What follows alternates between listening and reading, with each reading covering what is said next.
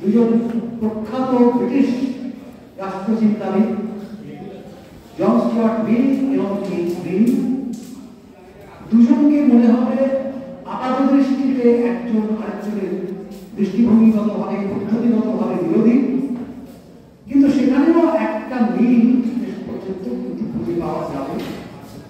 সেটা আমি বলছি আপনাদের পরে, কিন্তু একটা সময়ের ব্যাপার আছে, সেগুলো আমার খানিকটা গুটিয়ে আনতে হবে বিষয়টা। তাহলে প্রথমে জন স্টুয়ার্ট মিল সম্পর্কে বুঝতে হলে, মানে বিষয়টাকে আলোচনা করতে হলে একটা বিষয়ে বোধহয় প্রথম আমাদের মাথায় রাখা দরকার যে জন স্টুয়ার্ট মিল তো আমরা সবাই জানি, তিনি আমরা যাকে বলে উদারনীতিবাদী যে দৃষ্টিভঙ্গি, সেই দৃষ্টিভঙ্গি তিনি একজন প্রবক্তা।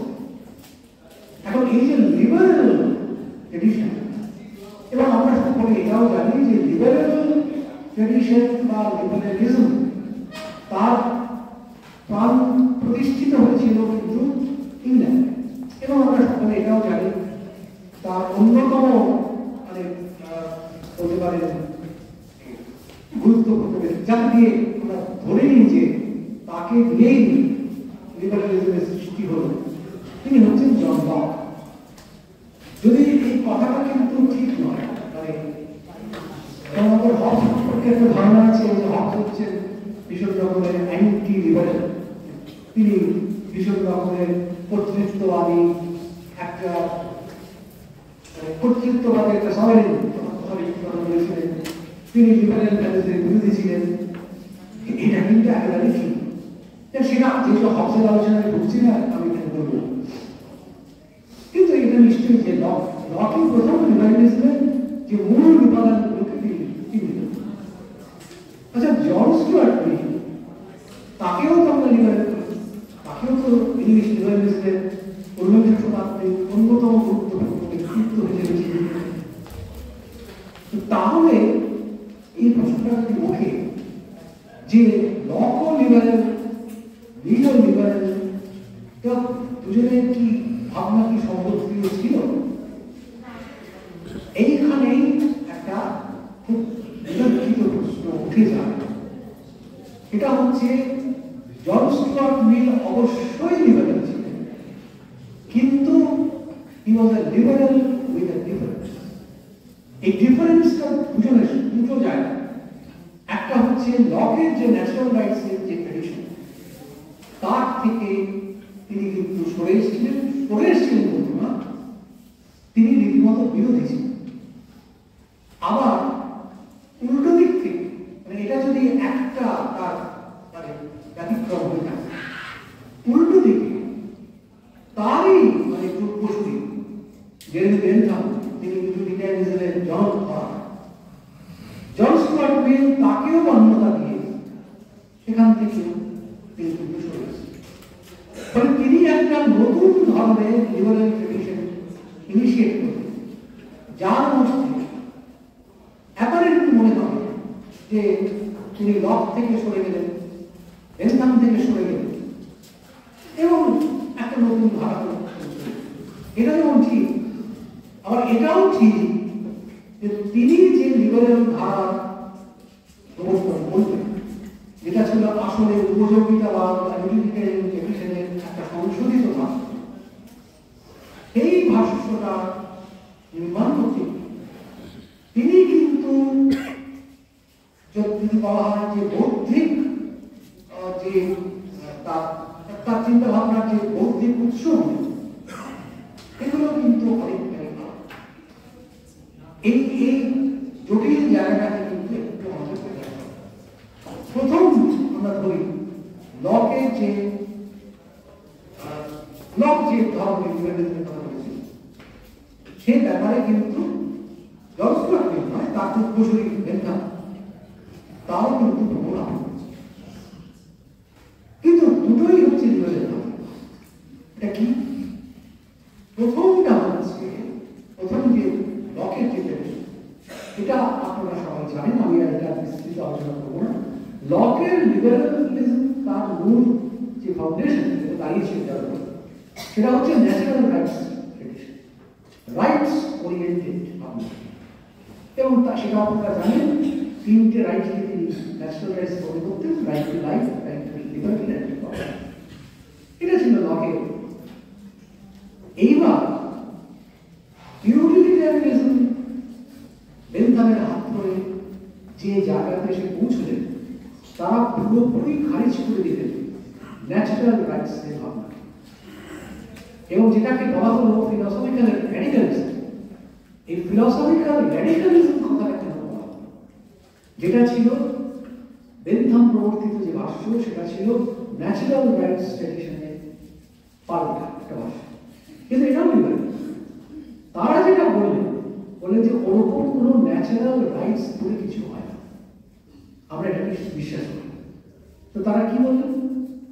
তারা বললেন, হ্যাঁ, ইন্ডিভিজুয়াল নিশ্চয়ই থাকবে, তার স্বাধীনতা থাকবে, তার সব কিছুই থাকবে, সমস্তটাকেই বিচার করতে হবে একটা জায়গা, একটা জিনিসের মাপকাঠি দিয়ে।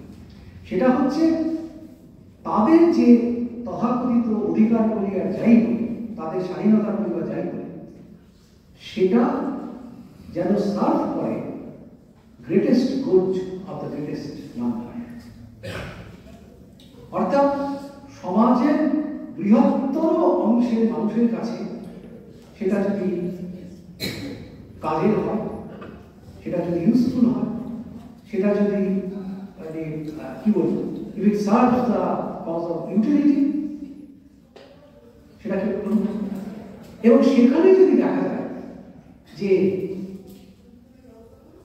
মেজরিটি অংশ সমাজে তারা driven by the sense of utility, তারা একটা ব্যবস্থাকে বা একটা নীতিকে তারা সমর্থন করছে, তাহলে বৃহত্তর স্বার্থে, সমাজের বৃহত্তর স্বার্থে, অর্থাৎ সমাজের বৃহত্তর উপযোগিতার কারণে আমরা সেটাকে গ্রহণ করব, সেটাকে আমরা নৈতিক বৈধ। এই কথাটা খুব জোরের সঙ্গে বলা। তার মানে কি আপনি ইন্ডিভিজুয়ালি আপনার কি অধিকার লঙ্ঘিত হলো না, সেটা কে মান্যতা দেওয়া হলো, এটা সমাজের বৃহত্তর স্বার্থ। সেটা যদি সাধারণ মানুষের উপযোগী হয়, তার if it serves the cause of utility for the entire society, it is useful for the entire society, yes, it is accepted. তার মানে কিন্তু ইন্ডিভিজুয়াল ব্যাপারটা এখানে মানে অবস্থিত হচ্ছে। এবং এইটার হাত ধরে পরবর্তীকালে অনেকে যেটা করেছে, অনেক পরে 30-এর দশকে যখন নাকি এই জনকল্যাণমূলক রাষ্ট্রের ভাবনাটা যখন আলোচনা শুরু হলো, কালেক্টিভের কথা, মাসের কথা, বৃহত্তর স্বার্থের কথা, অনেকে বলেন যে এই ফিলসফিক্যাল র্যাডিক্যালিজম, এই ন্যাচারাল রাইটসের ভাবনাকে ভেঙে ইউটিলিটারিয়ান ট্র্যাডিশনের এই যুদ্ধা, এইটা কিন্তু অনেক ক্ষেত্রে খুব প্রাসঙ্গিক ছিল, প্রয়োজনীয় ছিল। এটা গেল একটা দিক। এরপর যেটা দেখে আসছি সেটা হচ্ছে জন স্টুয়ার্ট মিল, যেটা আমি বললাম। তো তিনি কি অর্থে ব্যতিক্রমী ছিলেন? একটা তো আপনারা বুঝতে পারছেন যে লকের যে ট্র্যাডিশন থেকে তিনি ভেঙে বেরিয়ে, কিন্তু বেন্থামের যে ট্র্যাডিশন, সেখানেই বা তার কি আঘাত হয়েছে, কি অসুবিধা হয়েছে, এই জায়গাটা বুঝতে গেলে আবার আমাদের সেই পূর্ণ জায়গায় ফিরে আসতে হবে। অর্থাৎ জন স্টুয়ার্ট মিলের উপরে what were the intellectual influences, বৌদ্ধিক প্রভাব কোন কোন ধারা পড়েছে। তা প্রথম যেটা আমরা পাচ্ছি, এটা খেয়াল রাখতে হবে, এবং এটা জন স্টুয়ার্ট মিলের যে অটোবায়োগ্রাফি, সেই অটোবায়োগ্রাফি এটা খুব বোঝা যায়। এক নম্বর প্রভাব এটা পড়েছিল তার উপরে, সেটা হচ্ছে ক্লাসিক্যাল গ্রিক ইনফ্লুয়েন্স, ওই গ্রিক দর্শন, অ্যারিস্টটল, ওই নৈতিক ভাবনা, নীতিবোধ, এইটি। এবং এটা আমাদের খেয়াল রাখতে হবে যে জন স্টুয়ার্ট মিল এটা সেই সময়কার একটা ঘরানা ছিল। জন স্টুয়ার্ট মিল নিজে খুব ভালো ল্যাটিন এবং গ্রিক পড়তেন, সেই সূত্রে তার প্রাচীন গ্রিসে গ্রিক ট্রেডিশনের উপরে গ্রিক কালচার সম্পর্কে তার একটা গভীর আসক্তি ছিল। এটা হচ্ছে এক। দুই, যে জিনিসটা পাওয়া যায় এটা অনেকে আমরা খেয়াল করি না, জন স্টুয়ার্ট মিলের উপরে একটা কিন্তু খুব বড় বলতে পারেন প্রভাব পড়েছিল রোমান্টিক মুভমেন্ট এবং ইউরোপিয়ান রোমান্টিসিজমের যে ধারা সেই সময়কার রোমান্টিসিজম বলতে গেলে অনেক কিছু বলতেন, তার ভিতরে যাচ্ছি না। ব্রিটিশ ট্রেডিশনের ভিতরে ওয়ার্ডসওয়ার্থ এবং কোলরিজ তাকে গভীরভাবে প্রভাবিত করেছে। আরেক দিকে প্রভাব বিস্তার করেছিল রুশোর ভাবনা চিন্তা খুবই বেশি মাত্রায়। আর German romanticism, Wordsworth, Coleridge, Rousseau এরা প্রত্যেকে তাকে খুব গভীরভাবে তার উপর প্রভাব পড়েছে। তৃতীয় একটা প্রভাব, তিনি মূলত ফ্রেঞ্চ, কিন্তু ওনার সবচেয়ে বড় কাজ হচ্ছে মার্কিন যুক্তরাষ্ট্রের মার্কিন গণতন্ত্র, আমেরিকান গণতন্ত্রের উপর। সেটা হচ্ছে টকভিলের যে বক্তব্য আমেরিকান ডেমোক্রেসি সম্পর্কে, তার একটা খুব বড় প্রভাব। সেটা কি অর্থে?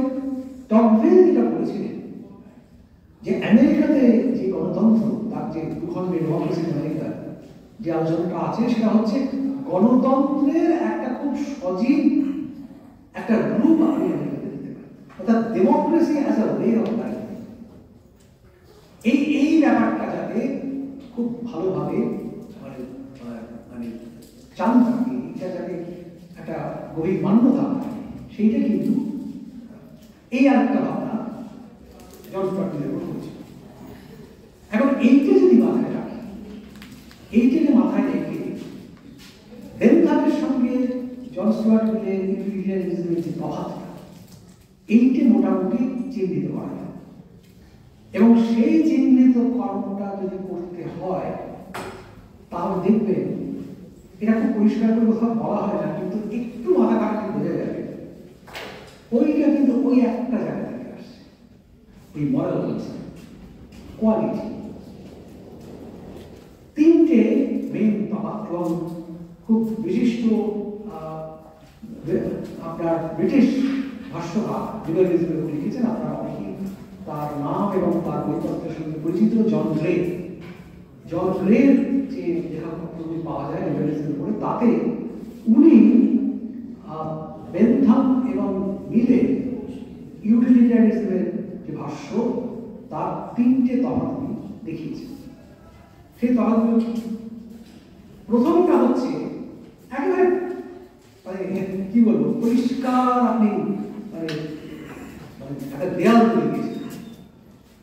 বেনথামের কাছে মূল ব্যাপারটা হচ্ছে যে তার কাছে সুখ বা হ্যাপিনেস, এই ভাবনাটা হচ্ছে কিরকম, যে ব্যবস্থা উইল ম্যাক্সিমাইজ ইউর হ্যাপিনেস, এবং সেই হ্যাপিনেস মানে হচ্ছে material happiness, pleasure, maximisation of pleasure.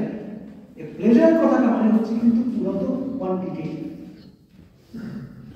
আপনি আপনার প্রচুর ভালো ভালো জিনিস পেলেন, খুব ভালো খাওয়া দাওয়া করছেন, বেড়াতে গেলেন, আমি আরো পরিষ্কার ভালো লাগে বলে কমফর্ট, আপনি কত আরামে আছেন। এইটা যে ব্যবস্থা যদি সব মানুষের জন্য করে দেয়, সেই ব্যবস্থা হয়ে যায়। এবং সেটা করতে গিয়ে যদি ধরুন আপনার আজকে মানে কর্পোরেট ওয়ার্ল্ড যদি আপনার পাশে এসে দাঁড়ায়, কোনো অসুবিধা নেই। That is Bentham ideas, quantitative মানে কোয়ান্টাম অফ প্লেজার। আর তার সঙ্গে এবারে মিলের পার্থক্যটা হচ্ছে মরাল ডাইমেনশন অফ হ্যাপিনেস। এইখানে চমৎকার হয়ে গেছে। জন স্টুয়ার্ট মিলের কাছে হ্যাপিনেস মানে হচ্ছে তার একটা মরাল এথিক্যাল, প্লাস এর সঙ্গে এবারে লিঙ্ক করে দিন রুশো হেগেল যে আমরা পড়লাম, তার সঙ্গে এনশিয়েন্ট গ্রিস একদম খামে দিয়ে গেছে। এই হচ্ছে প্রথম যে Bentham versus the first difference, একটা কোয়ান্টিটি একটা কোয়ালিটি। তারপরে হচ্ছে যে প্লেজার্স, সেকেন্ড ডিফারেন্স। প্লেজার্স মানে হচ্ছে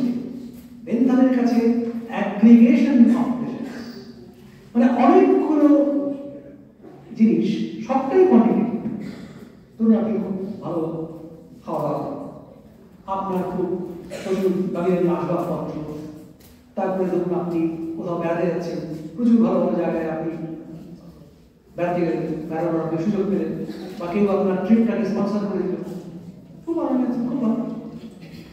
এগুলো এগুলো সবই প্লেজার। আপনি হয়তো বলেন প্লেজার 1, প্লেজার 2, প্লেজার 3, এগুলোকে সব অ্যাগ্রিগেট করুন, আপনার ম্যাক্সিমাইজেশন প্লেজার হয়ে যাবে। জন স্টুয়ার্ট মিল যেটা দেখাবার চেষ্টা করছেন, এই তথাকথিত যে এই যে আমি হ্যাপিনেস কথা বলছি, তার মধ্যে গ্রেডস আছে। গ্রেডস না বলা হয়, এটা আসতে পরে, এটা হচ্ছে প্লুরালিটি অফ হ্যাপিনেস।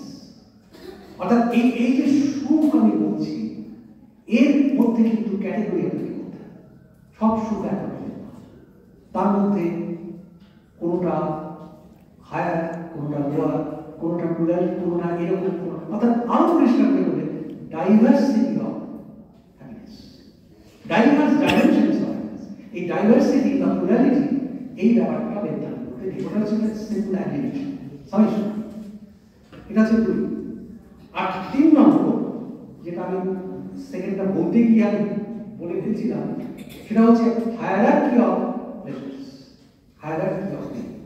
অর্থাৎ কিনা বেন্থামের কাছে অন্য হায়ারার্কি, সবটাই একটা ফ্ল্যাট সামেশন, 1, 2, 3, 4, 5, 6 করে আপনি এটা হচ্ছে ওয়ান। মিলের কাছে হায়ারার্কি, কোনোটা হায়ার, কোনোটা লোয়ার। প্লেজারের ক্ষেত্রেও তাই, এই হায়ারার্কি রাখতে হবে। এইটা হচ্ছে। এইবারে যেটা সবচেয়ে গুরুত্বপূর্ণ, সেটার পেছনেও একটা ওই মরাল ডাইমেনশন, যেটা সাধারণত মিলের আলোচনার মধ্যে আসে না, কিন্তু সাম্প্রতিককালে একটা বই আপনাদের বলবো পড়ে, সাম্প্রতিককালের যে আলোচনাগুলো হচ্ছে তাতে এই ডাইমেনশনটাকে খুব বেশি রকমের গুরুত্ব দেওয়া হচ্ছে। সেটা আপনারা সকলেই জানেন যে মিলের যে দুটো খুবই বিখ্যাত, একটা হচ্ছে ইউটিলিটারিয়ানিজম, যেটা প্রকাশিত হয়েছিল 1861 সালে, এবং এই 1861 সালে যে সেখানে মোটামুটি বেন্থামের সঙ্গে তার খানিকটা তফাৎ হয়ে যাচ্ছে। এবং এই ব্যাপারে যেটা জানা যায়, মিলের অটোবায়োগ্রাফি যখন এটা পরিষ্কার হয়, মিলের স্ত্রী, যিনি মিলের অনেক আগেই তিনি প্রয়াত হন, হ্যারিয়েট টেলর।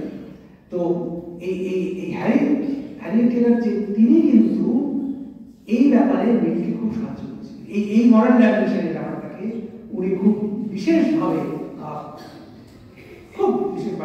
গুরুত্ব দিয়েছেন। এটা একটা। আর আরেকটা বই বেরোচ্ছে, সেটা হচ্ছে, যেটা আপনারা সকলেই জানেন, মোটামুটি প্রায় সময় একই সময়, কনসিডারেশনস অন রিপ্রেজেন্টেটিভ গভর্নমেন্ট। এখানে মিলের অবস্থান হচ্ছে ঠিক রুশোর বিপরীত। রুশো যেমন রিপ্রেজেন্টেটিভ গভর্নমেন্টকে এখন এনকারেজ করে ডিরেক্ট ডেমোক্রেসির কথা বলছে, মিল রিপ্রেজেন্টেটিভ গভর্নমেন্টের হয়ে তিনি কিন্তু সওয়াল করছেন। এখন রিপ্রেজেন্টেটিভ গভর্নমেন্টের আলোচনার মধ্যে কিন্তু আবারও একবার আমরা এই মরাল ডাইমেনশনটাকে খুঁজে পাই। খুব আশ্চর্য, এই আলোচনাটা সম্মত করা হয় না। সেটা কিরকম? তার কাছে মূল প্রশ্ন হচ্ছে, তিনি তো ডেমোক্রেসির হয়ে তিনি সারা জীবন কাটিয়ে ফেলেছেন, এবং সেটা অবভিয়াসলি লিবারেল ডেমোক্রেসি। কিন্তু এই ডেমোক্রেসির আলোচনাটা করতে গিয়ে কি করে তিনি এটার মধ্যে একটা মরাল ডাইমেনশন খুঁজে পাচ্ছেন, এবং এই নৈতিকতা আপনার সঙ্গে কি করে যুক্ত হচ্ছে, সেটা কিন্তু একটা খুব ফ্যাসিনেটিং ব্যাপার। আমরা এর একটা দিকই আলোচনা করি, মানে অপারেশনাল লেভেলে এই রিপ্রেজেন্টেটিভ ডেমোক্রেসি কিভাবে কাজ করছে, এটা একটা দিক। কিন্তু তার পেছনে মরাল আন্দোলনটা কি ছিল, সেটা আমাদের আলোচনার মধ্যে আসে। আমি অপারেশনাল দিকটা ভাবব, মোটামুটিভাবে তিনি 3টে প্রশ্ন করছেন।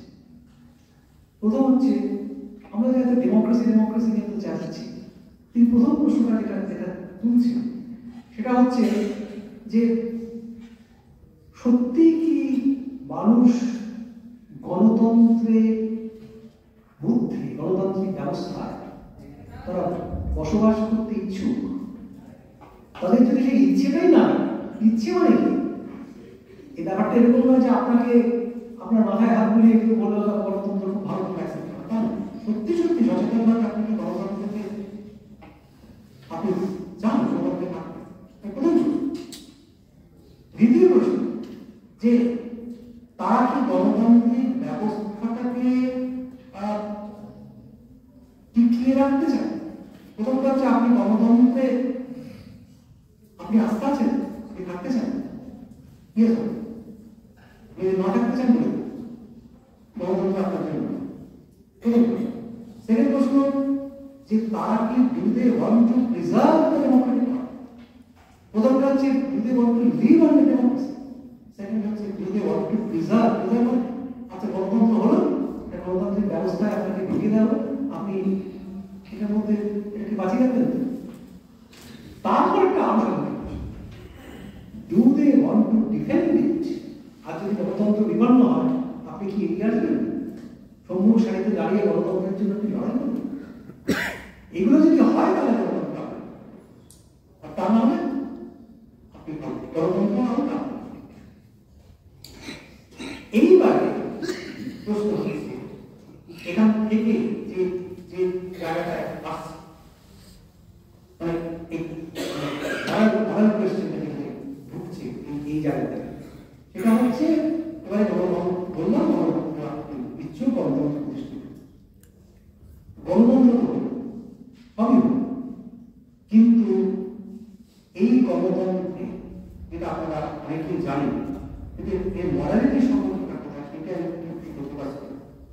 সেটা হচ্ছে গণতন্ত্র হলো সবই হলো, কিন্তু তার ফলে এটা যে গণতন্ত্রটা প্রতিষ্ঠিত হলো এটা তথাকথিত ভোট ইত্যাদি যে করে সেটা হচ্ছে টিরানি অফ দ্য মেজরিটি, সংখ্যা গরিষ্ঠ শৈলবস্তু। এই প্রশ্নটা কেন তার কাছে কেন এটাকে মান্যতা দিতে প্রশ্ন, তার মূল কারণ এবং সেইটার পেছনে কিন্তু মনে রাখবে। এক নম্বর তাহলে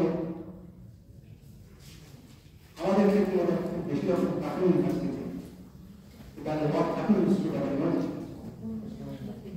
তাহলে মাইনরিটি তারা কি ওই মেজরিটির চাপে তারা কি ধ্বংস হয়ে যাবে? এটা হচ্ছে একটা, এটা কিন্তু এসেনশিয়ালি যে মাইনরিটি তাদের অধিকার, তাদের ইচ্ছা অনিচ্ছা, তাকে কি মেজরিটি ওই দুর্মুষ করে স্থির চাকরি করে? এটা একটা। দ্বিতীয় একটা প্রশ্ন, এটা আবার ঘুরে বিরুদ্ধে সমালোচনা, এটা উনি বললেন আচ্ছা মেজরিটি এই প্রশ্নটা যেখানে ঘুষুর মধ্যে ওই যেটা বললাম অমীমাংসিত হয়ে গেছে, এটা হচ্ছে খুব ভালো কথা, গণতন্ত্র হলো সবকিছু হলো, এইবার গণতন্ত্রটাকে পরিচালনা যারা করবে এটা কি এই মেজরিটি, এই তারা কি গণতন্ত্র সত্যি পরিচালনা করতে পারবেন, নাকি তার জন্য আমার দরকার একটা expert group of people, expert মানে একটা বিশেষভাবে বিশেষ জ্ঞান সম্পন্ন কিছু মানুষ যারা এটা একটা বোঝে। এই কিন্তু আবার ঘুরে ওই গ্রিক ট্র্যাডিশনে ওই ফিলসফার কি ওই রকম ধরনের মানুষ যাদের একটা আবার একটা উইজডম আছে, তো এইটাকেই ঘুরিয়ে এটার বিরুদ্ধে বলা হয়। ওর মধ্যে একটা যতই তিনি লিবারেল হোক ওর মধ্যে এক ধরনের এলিটিজম কাজ করছে, he did not trust the মাসেস।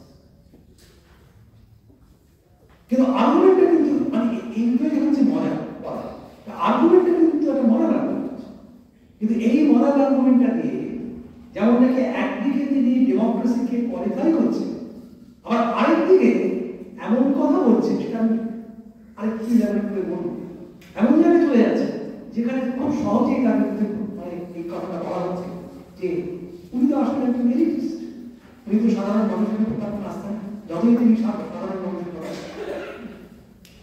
এইটা হচ্ছে একটা, এবং এইকে করতে গিয়ে যে যে জিনিসটা আমি বলবো সেটা আমরা বলে যাবো দুটো কথা। একটা হচ্ছে যেটা নিয়ে পরবর্তীকালে অনেকে অনেক ধরনের গবেষণা আপনাদের ক্লিয়ারটা করে দিচ্ছি।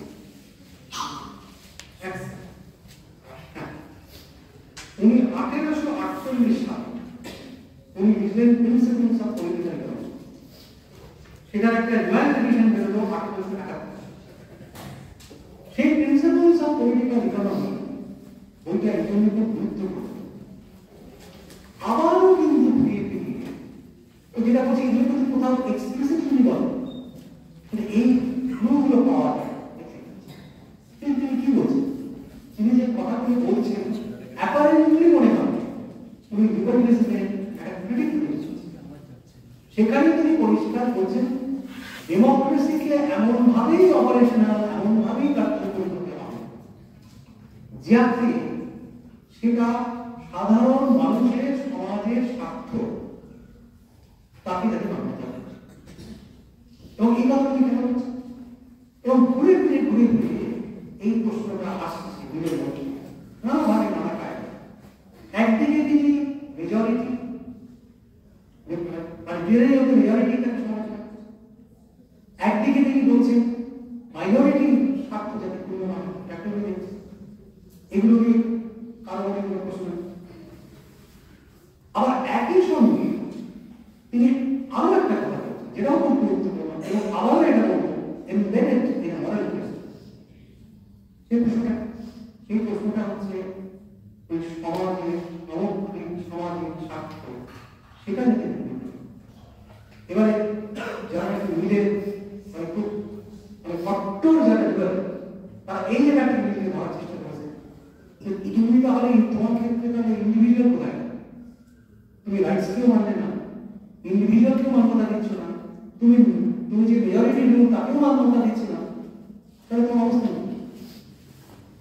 এই প্রশ্নটা যারা কট্টর লিখে মিলের সেখানে করছিল, এবং এটা মিলের লেখাপত্র ওনার মধ্যে কিন্তু এই কনসার্নটা আসছে, এবং উনি কিন্তু এই বিষয়টা তাকে ভাবাচ্ছে, সময়টা ভাবার চেষ্টা করেন। 19th century Victorian industrial revolution হয়ে গেছে, চার্লস ডিকেন্সের ওই সময়কার উপন্যাসগুলো পড়ত, ছত্রে ছত্রে তার উল্লেখ করে তীব্র বৈষম্য, এক্সপ্লয়টেশন, একটা ভয়ঙ্কর রকমের সামাজিক অবক্ষয়, এবং সাধারণ মানুষ তারা তাদের স্বার্থ নানাভাবে বিক্রি করছে। সাধারণ মানুষ ভালো নেই, সাধারণ মানুষের চাকরি তৈরি হচ্ছে, সাধারণ মানুষের আন্দোলন তৈরি হচ্ছে, নিশ্চয়ই কোনো ফ্রান্সের মতো ব্যাপক বিস্ফোরণ হচ্ছে, 1830 বিস্ফোরণ ঘটে গেছে, 1848 বিস্ফোরণ ঘটে গেছে, 1871 প্যারিস কমিউন আসছে, এগুলো হয়। কিন্তু ওই অসন্ত বিক্ষোভ তারা আছে। John Stuart Mill was a very keen observer of this discussion. তিনি এটা বলছেন যে ওই একটা সামাজিক স্বার্থ কালেক্টিভ, এই ব্যাপারটা যদি না মানা হয় কিছুদিন পরে হয়তো ফ্রেঞ্চ রেভলিউশন রিপিটেড কমিউনিস্ট, এই ব্যাপারে কিন্তু তিনি খুব সতর্ক ছিলেন। ক্ষমতা ওইসব বিস্ফোরণ বিদ্রোহ বিপ্লব তিনি আদতে হচ্ছেন লিবারেল, এখন স্টিপ ইন লিবারেল ভ্যালুস, কিন্তু যে লিবারেল তাহলে আমাকে ওই প্রিন্সিপলস অফ পলিটিক্যাল ইকোনমিতে এই প্রশ্নটা হচ্ছে কালেক্টিভ, এবং যে মুহূর্তে তুলবে তার বিরুদ্ধে দেখে দেওয়া হবে এই কথাটা, এই লোক কিন্তু আসলে is a betrayer of the liberals. তো সত্যি ক্লাসিক্যাল লিবারেলসের সঙ্গে থাকে এখন তার উনি এই কালেক্টিভিটি আপনারা আসছেন ওই ব্যক্তির স্বার্থ সামাজিক স্বার্থ যদি সংঘাত হয় তাহলে আমাদের সামাজিক স্বার্থ গুরুত্ব দিতে হবে, কিন্তু তাই বলে আবার ব্যক্তি স্বার্থকে আমি গুরুত্ব দেব না এমন কথা। এটা খানিকটা ওরকম মানে দুটোর মধ্যে এক ধরনের একটা রেকনসিলিয়েশন চেষ্টা আমি করছি, এবং তার সঙ্গে যে ব্যাপারটা করছে এটা আপনারা যারা পড়িয়েছেন আপনারা জানেন, মিলের সেই বিখ্যাত যে ভাব self regarding action and other regarding action, মিলিটারিকে হত্যা করেছে। সেই সেলফ রিগার্ডিং অ্যাকশন বলতে আসলে কি মিন করছে? সেলফ রিগার্ডিং অ্যাকশন বলতে তিনি যেটা বোঝাতে চাইছেন যে আপনার যে অ্যাকশন, আপনি যে কাজগুলো করছেন, আপনি যে ধরনের বলতে পারেন নীতিকে আপনি মান্যতা দিচ্ছেন, এইগুলো হচ্ছে সেই ধরনের যেটা আপনার মরাল সেলফ এইটের উন্নয়নে যেগুলো সাহায্য করে, সেগুলো হচ্ছে সেলফ রিগার্ডিং। আর আদার রিগার্ডিং অ্যাকশন হচ্ছে কোনগুলো, যেগুলো হচ্ছে সামগ্রিকভাবে সামাজিক স্বার্থ নিয়ে তারা করছে, সেগুলো হচ্ছে আদার। এই দুটোকে আমি মানব এবং এই দুটোর মধ্যে আমাকে একটা ব্যালেন্স, এই যে মিল খুব পরিষ্কার ভাবে হচ্ছে বলে। এইবার এই যে রিপ্রেজেন্টেটিভ গভর্নমেন্ট, সেখানে আমাদের খুব পরিষ্কার করে বলে দিচ্ছে যে এখানে আবার তার বিরুদ্ধে ঘুরে ঘুরে কিন্তু আসবে, কারণ এগুলোকে সত্যি কেউ একটা গুরুত্ব দেয় না। সেটা হচ্ছে যে ভোটিং এবং ভোটিং একটি ব্যাপার খুবই ইন্টারেস্টিং। উনি প্রথম মানুষ যিনি তার 1869 the subjection of women Juganta subjection of উইমেনে উনি একেবারে সোচ্চারে, যেটা সবাইকে হতে পারে, মহিলাদের ভোটাধিকার নিয়ে উনি একেবারে সোচ্চারে সওয়াল। হাউস অফ কমন্সের একটা কমিটি করা হয়েছিল, সেই কমিটির সদস্য হিসেবে উনি ইংল্যান্ডে ঘুরে ঘুরে মহিলাদের সঙ্গে কথা বলে উনি বলেন মহিলাদের ভোটাধিকার দিতে হবে। খুব ভালো, তাতে আপনার মনে হবে যে সত্যি একটা অত্যন্ত গুরুত্বপূর্ণ। আর এই অনুষ্ঠান তিনি কিন্তু আরেকটা জায়গা বলে দিচ্ছে, আগে সূত্র ধরে আমরা বলছি representative considerations on representative government, একটা জায়গায় তিনি বলে দিচ্ছে যে ভোট ব্যাপারটা কিন্তু জীবনে হয় না, কারণ ওই যে টিরানি অফ দ্য মেজরিটি ওইটাকে ভাববে, তো টিরানি অফ দ্য মেজরিটি ভাববেন কি করে? প্লুরাল ভোট, বিশেষ গুণসম্পন্ন ব্যক্তিদের জন্য ভোট দেওয়া ভাববে, ভোট দেওয়া প্রপোর্শনাল রিপ্রেজেন্টেশন, এক্সিকিউটিভ লেজিসলেচার দুটোকে সেপারেট করে ঠিক ভীষণ। যখনই আপনারা বুঝতে পারছেন এই কথাগুলো বলছেন, তখনই নিজের বিরুদ্ধে এই চারটা মাস যে তাহলে তো ভীষণ রকমের মানে একদিকে লিবারেল, একদিকে এলিটিস্ট, একদিকে ভীষণ রকমের morally conscious of the importance of the country. এতগুলো জিনিস নিয়ে উনি, এবং সেই জন্য এই ধরনের মানুষের মধ্যে মানে এদের পলিটিক্যাল থাকের মধ্যে প্রত্যেকের মধ্যে ভীষণ মধ্যে সেটা আছে, একটা অদ্ভুত কন্ট্রাডিকশন আছে, একটা অদ্ভুত প্যারাডক্স আছে। এই প্যারাডক্সটাকে আইডেন্টিফাই করাটাই হচ্ছে কিন্তু একটা খুব ফ্যাসিনেটিং ডাইমেনশন আছে, প্রত্যেকটাই দিকে সচেতন করা হচ্ছে। এবারে আমি যদি খুব ডিসকাশনে ভাবার চেষ্টা করি, তখন দেখবেন এই মানুষগুলো হচ্ছে একটা বান্ডেল অফ কন্ট্রাডিকশন, প্রত্যেকটা খুব গুরুত্বপূর্ণ বক্তব্য। আপনি যে একটাকে সিঙ্গল আউট করে ওইটাকে ধরে তাকে রাজ করেন যে এই লোকটা হচ্ছে অ্যান্টি লিবারেল, আপনি বলতে পারেন। আপনি যদি বলেন যে লোকটা হচ্ছে একেবারে অথেন্টিক লিবারেল, আপনি বলতে পারেন। আর এই ইন টার্মস অফ টোটালিটি আপনি যদি ভাবেন, তাহলে কিন্তু জন স্টুয়ার্ট মিলের আমাদের যে খুব ট্র্যাডিশনাল ভাবনা আছে, ওই মেরুধাম থেকে তিনি আলাদা ওই মরাল ডাইমেনশনের ব্যাপারটা তাকে সারাক্ষণ ভাব করছে। এই মরাল ডাইমেনশনের নাম করেই তিনি মনে করছেন কিন্তু একটা এলিটিস্ট থট, এলিটিস্ট থট উনি ব্যবহার করছেন, কিন্তু উনি মনে করছেন যে ওই মেজরিটি স্টিমুলাস চালাবে এটা যদি বন্ধ করতে হয় তাহলে আমাকে ওই স্পেশাল কিছু ব্যবস্থা, এটাকে জাস্টিফাই করছেন কিন্তু মনে, কারণ এই লোকগুলো গণতন্ত্র নিয়ে ভাবতে পারে, এই লোকগুলো মাথায় বেশি বুদ্ধি আছে, আপনারা হচ্ছেন বেশি বুদ্ধিমান, এই লোকগুলোর এক্সপার্টাইজ আছে, আপনারা সেটা নেই, এগুলো কিন্তু সব মরালি। ফলে একই লোক এই মরাল ডাইমেনশনটাকে ব্যবহার করে তিনি কখনো গণতন্ত্রের পক্ষে হয় আন্দোলনের কথা বলছেন, কখনো গণতন্ত্রের বিরুদ্ধে কথা বলছেন, কখনো তিনি রেজিস্ট হয়েছেন, কখনো তিনি সাধারণ দারুণ হয়েছে। আমি কয়েকটা বইয়ের কথা এখানে উল্লেখ করছি, এই বইগুলো আপনারা একটু দেখতে পাবেন। সেটা হচ্ছে এই যে আপনাদের একটা বই বলে বলেছি, অনেকগুলো ভালো ভালো বই এখন লিখেছি।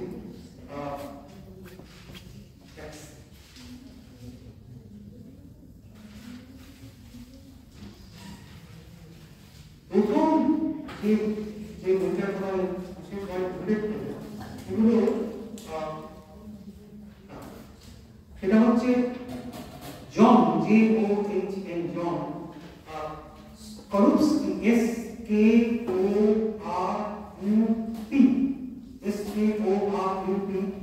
SKORUP, John Skorupski edited The Cambridge Companion to Win. এই Cambridge Companion to Win বইটাতে অনেকগুলো ভালো ভালো এসে পাবেন। এটা 1998 সালে লিখেছে। আরেকটা বই আছে, এই বইটা 1999 সালে লেখা, C full stop L full stop C full stop L full stop 10 TEN 10 C10 edited Mill's Moral, Political and Legal Philosophy. এটা 1999 সালে বিশেষ করে এখানে এডিটরের যে ইন্ট্রোডাকশনটা আছে ভেরি এই একটা বই আছে, যে বইটা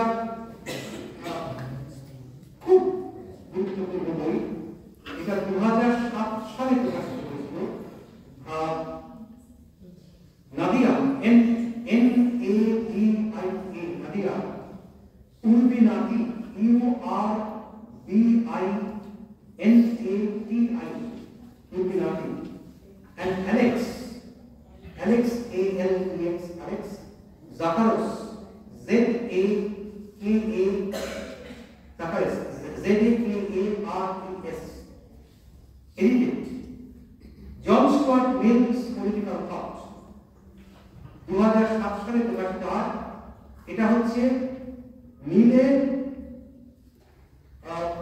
বাইসেন্টেনারি উপলক্ষে এই বইটা খুব খুব মূল্যবান অনেকগুলো লেখা। এই লেখাগুলো যদি পড়েন তাহলে দেখবেন, এবং এইটার মধ্যে অনেকগুলো লেখা আছে।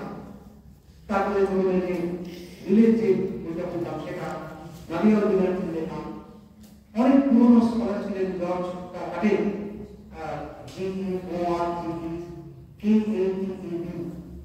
এবং এরা প্রত্যেকে এইটার উপরে একটু গুরুত্ব দিয়েছে। উনি যে বেন্থামাইট লিবারেলিজম থেকে বা বেন্থামাইট ভার্সন অফ লিবারেলিজম থেকে সরে এটা প্রধান মানে যদি মেথাডোলজিক্যালি হয়, এটা একটা নর্মেটিভ অ্যাঙ্গেল, ওই এথিক্যাল ডাইমেনশন এইটাকে গুরুত্ব দিবে। ওই অ্যারিস্টটল থেকে তিনি ক্লু পাচ্ছেন, রুসো থেকে ক্লু পাচ্ছেন, এইগুলো কিন্তু ওকে ভীষণভাবে প্রভাব করছে। এবং ও স্ত্রীর কথা, শিব তাকে নিজের কথা, মানে হ্যারিয়েট টেলর তাকে ভীষণভাবে ইনফ্লুয়েন্স করছে। এইগুলো নিয়ে কিন্তু ওর সমস্ত ইনফ্যাক্ট বলছেন যে সাফরেজম ওমেন নিয়ে, মহিলাদের ভোটাধিকার নিয়ে যে এত সোচ্চার হয়েছে, তার একটা বড় প্রভাব ছিল হ্যারিয়েট টেলর। মানে এই সমস্তটা মিলালে কিন্তু জন স্টুয়ার্ট মিল সম্পর্কে আমাদের যে কতগুলো প্রধানত ভাবনা আছে, তার থেকে কিন্তু আমাদের অনেকটাই সরে গেছে। আমি এর পরে আর যেটুকু সময় আছে আমি একটু ব্রিফ, কিন্তু এটা ডিফিকাল্ট নেই, সময় সংক্ষেপে বলার চেষ্টা করছি। নিয়েছেন পিএইচডি ওই প্রায় দেখুন 10 মিলিয়ন প্রায় ওই 1836 থেকে 1882 অলমোস্ট কন্টিনিউ, কিন্তু দুজনে দুই ভাগ।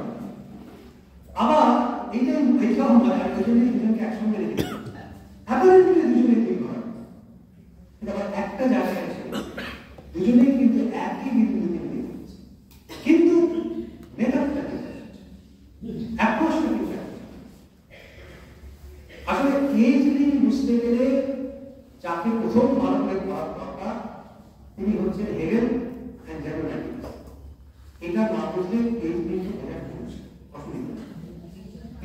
হেগেল তো আর এইখানে এত সংক্ষেপে হেগেল আলোচনা করা যায় না, কিন্তু আমি তার জন্য ভর্তি হই। কিন্তু আমি মোটামুটি ভাবে যে যে বিষয়টা থেকে বিশেষ করে যোগ দেওয়া দরকার সেটা হচ্ছে টি.এইচ. গ্রিনের দুটো বিখ্যাত বই। একটা হচ্ছে এথিক্স, এটা ওই middle of the 19th century হচ্ছে। আর অক্সফোর্ডে এটা পলিটিক্যাল সায়েন্সের পক্ষে খুব গুরুত্বপূর্ণ। 1879 থেকে 1880 টি.এইচ. গ্রিন মারা গেছেন খুব অল্প বয়সে। তো ওই মৃত্যুর জাস্ট আগে 1879 থেকে 1880 মধ্যে অক্সফোর্ডে তিনি একটা সিরিজ অফ এসেস এবং সেগুলো পরে প্রকাশিত হয় lectures on the principles of political obligation. এই দুটো বইকে মিলালে আমরা কতগুলো ধারণা পাচ্ছি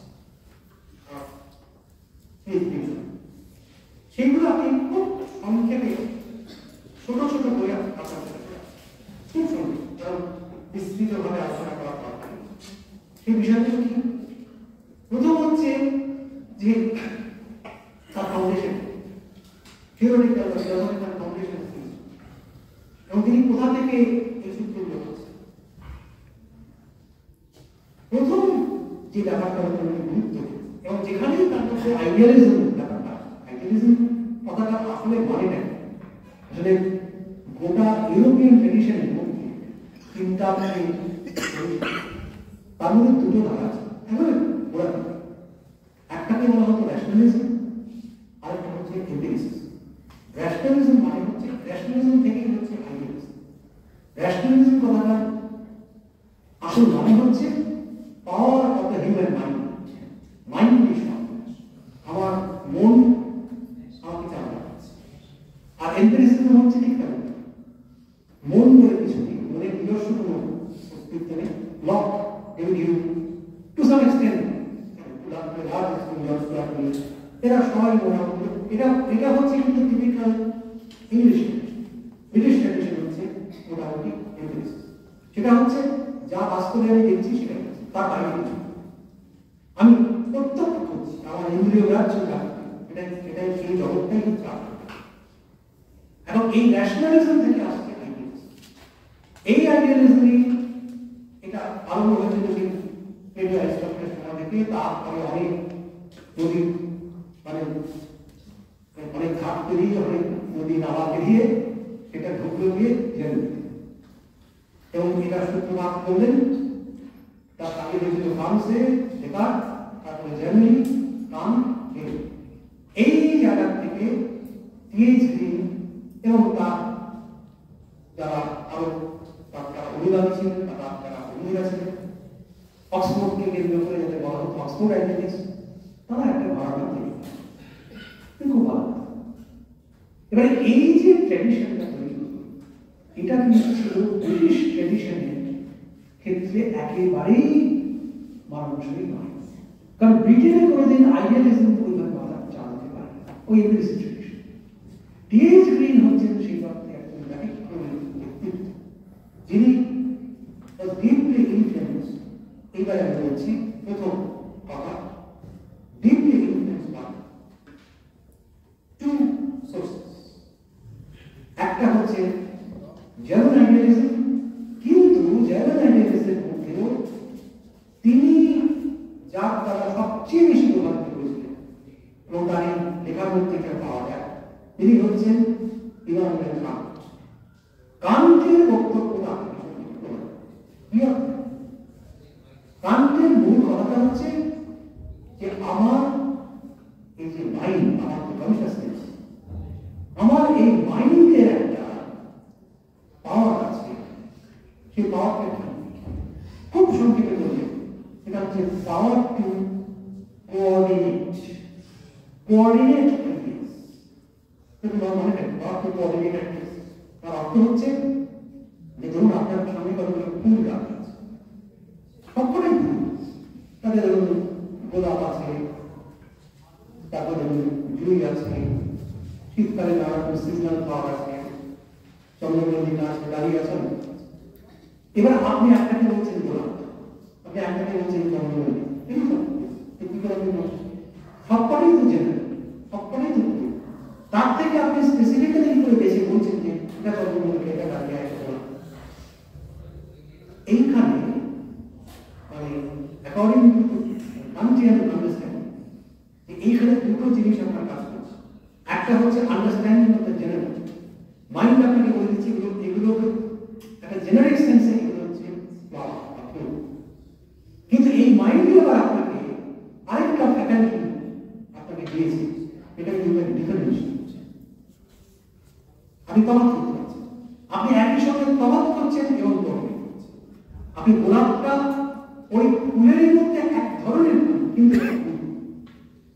এই যে power of the human mind, এই যে গ্রিনকে ওর ভাবে তাকে প্রভাবিত করছে, দ্যাট ইজ বিউটি। একটাই আরেকটা হচ্ছে আবার বলে এই পুরো যারা শিখতে হয় তিনি হচ্ছেন অ্যারিস্টটল। অ্যারিস্টটল থেকে তিনি যেটা ডাইরেক্টলি তার মানে রাজনৈতিক দর্শনকে প্রভাবিত করেছে। অ্যারিস্টটলের ওই যে ভাব, এটা রুশোর মধ্যে বলা আছে, সেই ভাবটা হচ্ছে the whole is larger than the part. Important is not the part. এইটা কিন্তু আমরা ভালোভাবে পাচ্ছি। এরপরেই যে জিনিসটা আসছে সেটা হচ্ছে এইখান থেকে তার সেকেন্ড জায়গা, তার কনসেপ্ট অফ কমন গুড। এও হচ্ছে ওই দুশোর মধ্যে পার্টিকুলারলি জেনারেলিজম অলওয়েজ থাকে। এখানে ইন্ডিভিজুয়াল ইন্টারেস্ট, ইন্ডিভিজুয়াল গুড, আমার ব্যক্তিগত স্বার্থ, আমার ব্যক্তিগত ভালো লাগা, সেটা হচ্ছে আপনাকে গুরুত্ব দিতে হবে কনসেপ্ট অফ কমন গুড। আপনি common good equal to Aristotelian notion of moral collective, equal to Rousseau's concept of generalism, মোটামুটি একই মানে একই বিষয়, তার একটি এই কমন।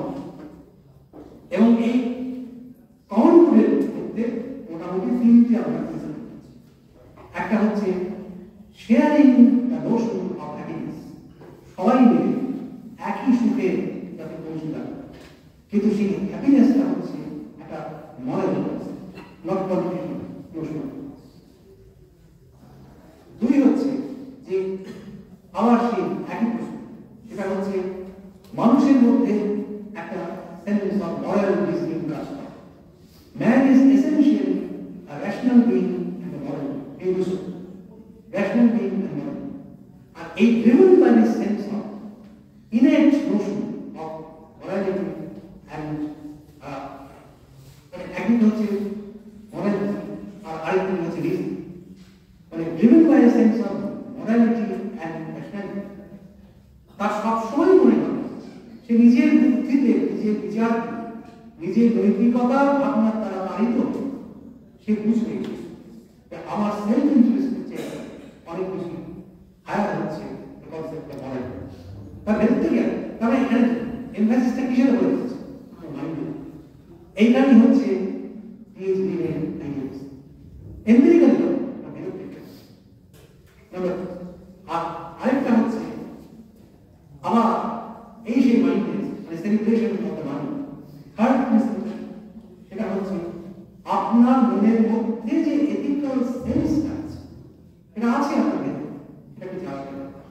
সেই driven by this ethical sense আপনি এটা বুঝবেন যে আপনার দায়িত্ব, আপনার নৈতিক দায়িত্ব to contribute to the happiness of society, এটা একটা মরাল কমান্ড। এই ভাবনাটা আসছে কান্টের মধ্যে বারবার করে এসেছে। সেটা পরে যদি কখনো সুযোগ হয় ভেঙে আলোচনা তখন এইটা হচ্ছে না। আর এরপর যেটা আসছে পলিটিক্যাল অব্লিগেশন, পলিটিক্যাল অব্লিগেশন এবং কনসেপ্ট অফ রাইটস, এই দুটো টিএসডির মধ্যে অদ্ভুত ভাবে আছে। পলিটিক্যাল অব্লিগেশনটা একভাবে আছে আর রাইটস এর ভাবনাটা আরেকভাবে আছে, এবং দুটোকে আপনি মেলাতে গিয়ে আপনি পিএইচডি নিয়ে আবার একটা ঝামেলা। পলিটিক্যাল অব্লিগেশন হচ্ছে তিনি পুরোপুরি খারিজ করে দিচ্ছেন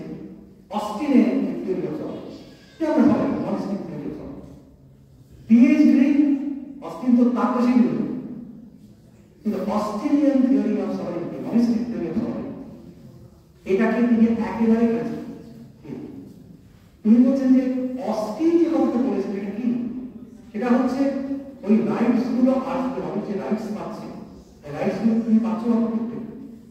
আমি সভারেন অথরিটি, আমি স্টেট, আমি আছি বলে তুমি রাইটস, আমি যদি না থাকি তোমার কেন রাইটস, আমি হচ্ছি ডিস্ট্রিবিউটর অফ রাইটস।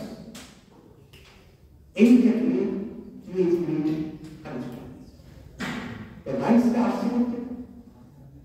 ডিএইচবি যে কথাটা বলছেন যে ওরকম কোন সভারেন অথরিটি বলে অস্ট্রেলিয়া আপনি বলছেন যে sovereign distribute the rights, sovereign allot করে দিচ্ছে রাইটস, ব্যাপারটা কিন্তু একেবারেই সেটা না।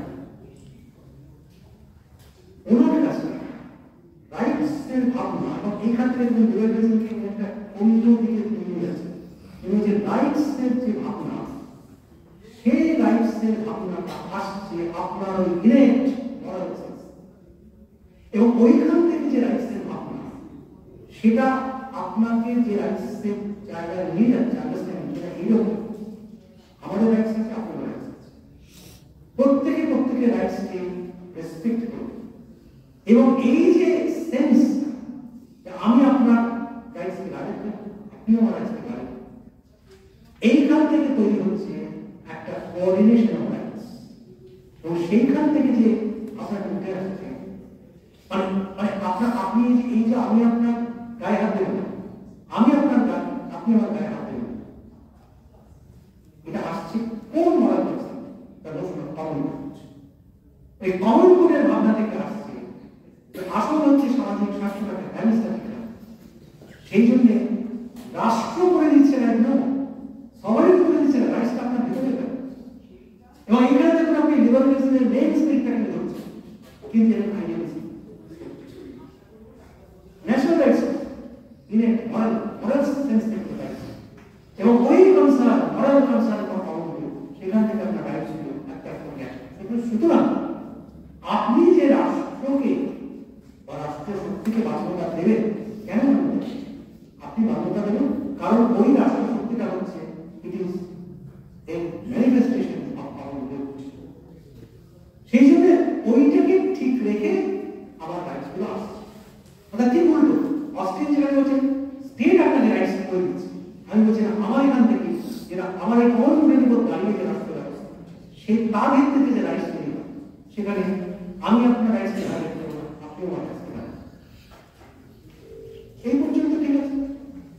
তারপর উনি দুটো রাইট তৈরি করেছেন, উনি স্পেসিফিক একটা রাইট টু প্রপার্টি, আরেকটা হচ্ছে যে আমি যদি রাষ্ট্র শক্তির বিরুদ্ধে আমার অধিকার প্রয়োগ করতে যাই, রাইট টু রেজিস্ট, এইটাকে কি মান্যতা দিচ্ছেন?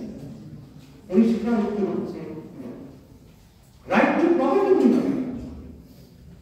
এবং ওনার ধারণা হচ্ছে যে রাইট টু প্রপার্টিটাকে ঠিকঠাক মতো যদি প্রয়োগ করা হয় তাহলে তো অসুবিধা নেই। এইখানে উনি একবারে পাক্কা নেবেন, লকে নেবেন, পাক্কা নেবেন রাইট টু প্রপার্টি ওখানে দেওয়া হয়।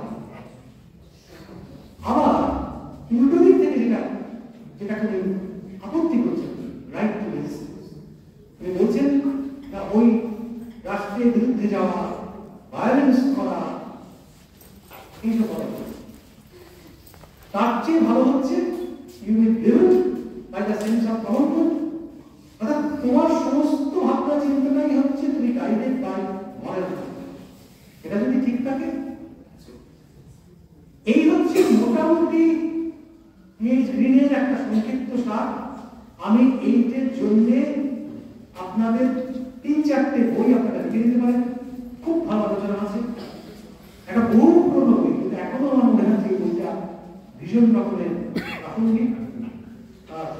তার নাম, অথারের নাম হচ্ছে A full stop J full stop N full stop AJN Milne, MILNE, The Social Philosophy of English Identity। 1962 সালে Social Philosophy of English Identity। তারপরে একটা বই বেরোয় 1964 সালে Melvin Richter, Melvin Melvin Richter RICHTER, The Politics of Conscience, The Politics of Conscience। আমরা যখন ছাত্র ছিলাম তখন আমাদের পিএইচডি করতে হয়েছিল, প্রফেসর অমল মুখোপাধ্যায় উনি তখন সবাই বেরিয়েছে। তারপরে যেসব পিএইচডি বই বেরিয়েছে এখনো এই বইগুলো অসম্ভব মূল্যবান। আরেকটা বই যেটা আরো পরে বেরিয়েছে, অ্যান্ড্রু ভিনসেন্টের আরো অনেক বই আছে, Andrew Vincent, VINCENT, The Philosophy of Age Green, 1986। আর অমল বাবুর একটা বই ছিল, উনি লন্ডন স্কুল অফ ইকোনমিক্সে পিএইচডি এর উপর একমাত্র ভারতীয় তিনি পিএইচডি এর উপর কাজ করেছেন, এবং তার সব আমাকে অসাধারণ সরকার এপিসোড বর্ণনা করেছিল পিএইচডি এর কাজ করতে গিয়ে তার সমস্যায় পড়তে হয়েছিল। সেই বইটার নাম হচ্ছে এথিক্স অফ ওবিডিয়েন্স। এটা 1967 সালে উনি লন্ডন থেকে ফেরার পর এই কথা বই যদি আপনারা একটু দেখেন তাহলে অনেকগুলো বিষয় সেগুলো আরো বিস্তৃতভাবে আলোচনা করলে ভালো ছাত্র সুবিচার করতে পারলাম করার জন্য। আর এটা বলেছেন 5টায় ছাড়তে হবে, আমার বইতে 5টা বাজতে 4। সুতরাং আমি এখানেই থামছি। এবার বাকিটা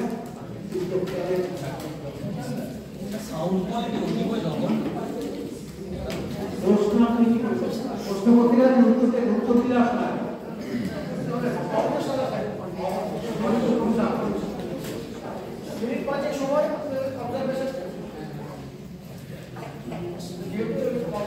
এরা সকলেই এখন বিধ্বস্ত এবং স্যার লেকচার শুনে না সাউন্ডের কোয়ালিটি শুনে, মানে কোয়ালিটিটা অতীব জঘন্য। মানে আপনার লেকচার শুনে না মানে ওই ওখানে মানে অর্ধেক কথা বোঝা যাচ্ছে না, সাউন্ডের কোয়ালিটিটা অতীব জঘন্য, ওটা শুনে বিধ্বস্ত হয়। মানে মানে কিছু কিছু কথা মানে বোঝাই গেল না। 4-5টা কথা এখন 4জনকে ধরা এর বেশি কিছু মানে আমি তো বুঝতে পারছি এদের প্রতি যথেষ্ট সুবিচার হলো না, আপনাদের প্রতি সুবিচার হলো অবিচার হলো জানি না, কিছুটা চেষ্টা করা সম্মিলিত অনেক কিছু জানতে পারছি। আজকের যে আমাদের অনুষ্ঠান শেষ হওয়ার মুখে আজকে আপনাদের এখানে উপস্থিত হয়েছেন কৃতজ্ঞ অধ্যাপক অধ্যাপিকা এবং অগ্রণী ছাত্রছাত্রী। আপনাদের অংশগ্রহণে আমাদের এই কর্মশালা অনুষ্ঠানটি সফলমণ্ডিত হচ্ছে। এজন্য প্রথমে ধন্যবাদ দিতে হবে আমাদের মধ্যে রয়েছে আন্তর্জাতিক খ্যাতি সম্পন্ন রাষ্ট্রবিজ্ঞানী এবং আমাদের শিক্ষক, ব্যক্তিগতভাবে আমাদের প্রিয় শিক্ষক এবং সর্বদলীয় শিক্ষক এবং আমাদের যে ওয়েস্ট বেঙ্গল পলিটিক্যাল অ্যাসোসিয়েশন তার অন্যতম পৃষ্ঠপোষক ব্যাকরণ। আজকে উনি আমাদের অন্যদের রাজি হয়েছিলেন যে এই ধরনের একটি অধিবেশনে উনি বক্তৃতা দেবেন। ওনার বক্তৃতার বিষয় সম্পর্কে তো আপনারা সকলে নিজেরা উপলব্ধি করতে পেরেছেন যে আমরা সকলে উপকৃত হয়েছি। আর হচ্ছে যে আমি যেরকম সভাপতি হিসেবে আমার একটু পর্যবেক্ষণ দরকার 30 সেকেন্ডে, উনি এই যে 4জন রাষ্ট্র চিন্তাবিদ তাদেরকে দেখা এবং আজকের মানবিকতাদের মনে রাখা, সেখানে আমি দেখেছি উনি 4জনের মধ্যে একটি সাধারণ বিষয় সার্বভৌমিকতাকে ধরেছেন। সার্বভৌমিকতা একসাথে সমাজের হিন্দুদের সমাজের এই 4 রাষ্ট্র বিজ্ঞানী বা চিন্তাবিদের মধ্যে যা পেয়েছে তিনি উপস্থাপনা করেছেন। এবং যেটা পেয়েছি নতুন করে যে উনি সার্বভৌমিকতার সাথে নৈতিকতার যোগসূত্রটি আমাদের কাছে সুন্দরভাবে বিশ্লেষণ করেছেন। এই জন্য আমরা ওনাকে ওনার কাছে আজকের দিনের জন্য কৃতজ্ঞ বিশেষ করে। আশা করি আপনারা সকলে ভালো লেগেছে। পরবর্তীকালে আমাদের তো কি বলবো সংগঠনের ইনফ্রাস্ট্রাকচার পরিকাঠামো অভাব আছে, কর্মীর অভাব আছে, লোকবলের অভাব আছে, কার্যালয়ের অভাব আছে, সবকিছু মিলে আমরা এই উদ্যোগ করতে পেরেছি। আমাদের সাধারণ সম্পাদক মুখোপাধ্যায় মাথা দিয়ে এসেছিল যে প্রথম সময় অত্যন্ত মতো হয়েছে আমাদেরকে অধিবেশন করানো রাষ্ট্রচক্র বা রাষ্ট্র দর্শনের ভিত্তিতে রাজনীতিতে আলোচনা কতটা প্রাসঙ্গিক সেটা আমাদের যে বার করা দরকার সেই ব্যাপারে আমরা উপকৃত হয়েছি। একটু বলি আমাদের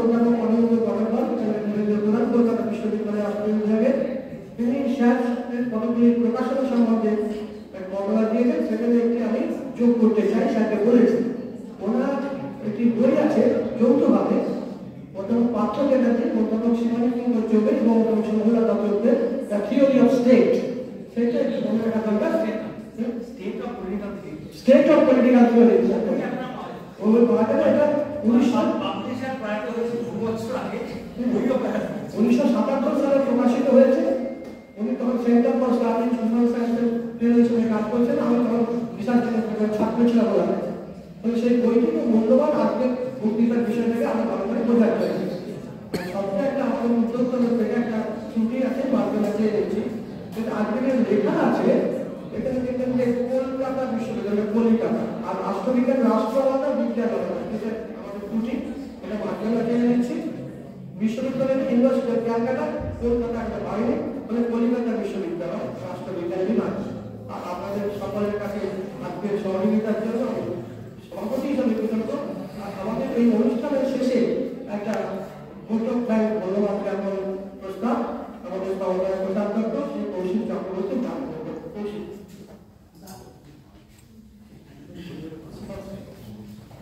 তারপরে একদম ঠিক ঘড়ি ধরে 5টা।